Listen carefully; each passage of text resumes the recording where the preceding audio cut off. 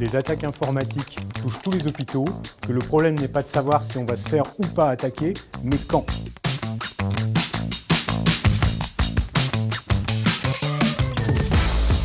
L'hôpital d'Avignon est le 3e hôpital de la région PACA en termes de médecine, chirurgie, obstétrique. C'est aussi l'hôpital support du groupement hospitalier de territoire de Vaucluse qui compte 10, voire bientôt 11 établissements de santé.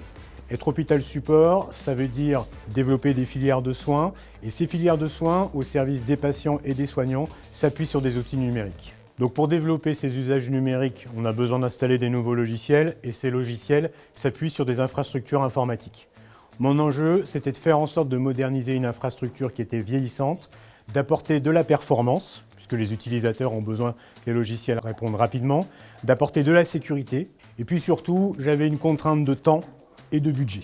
Notre équipe connaissait parfaitement les équipes d'exploitation et de production du centre hospitalier d'Avignon. À la prise de fonction de Michael Debloc, il nous a exposé très clairement quelle était sa stratégie pour effectivement, à 5 ans, monter une infrastructure résiliente et sécurisée, avec comme objectif effectivement de sécuriser sa donnée et de remplacer son infrastructure de stockage, de backup et de serveurs existants.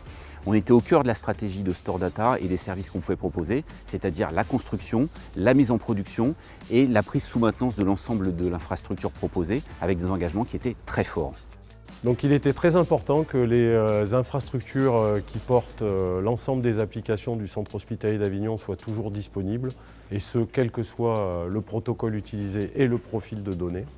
En effet, l'hôpital est un endroit qui ne dort jamais, et donc l'informatique ne doit pas s'arrêter afin de garantir la continuité des soins.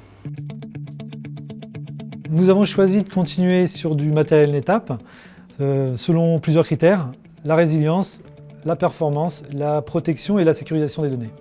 Aujourd'hui, nous apprécions le fait de pouvoir utiliser le stockage de façon unifiée, en mode bloc, en mode fichier.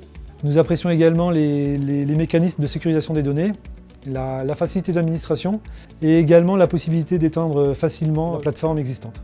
Cette solution, couplée avec l'accompagnement de qualité de notre partenaire Store Data, qui est intervenu depuis la définition de l'architecture technique jusqu'aux phases de recettage, a apporté une certaine sérénité dans une équipe restreinte et dans un environnement qui demande une disponibilité à 100% des applicatifs et des systèmes.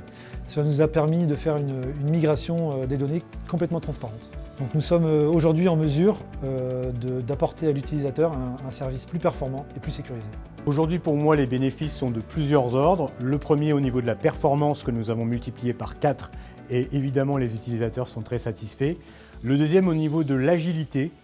Et enfin, au niveau de la mutualisation sur le GHT, puisque nous sommes déjà en train de capitaliser sur cette nouvelle infrastructure pour intégrer les serveurs de l'hôpital de Cavaillon. Et demain, et un demain qui sera très proche, le reste du GHT sur des applications communes d'anesthésie, de PMSI et de GMAO, c'est-à-dire de gestion du matériel assisté par ordinateur.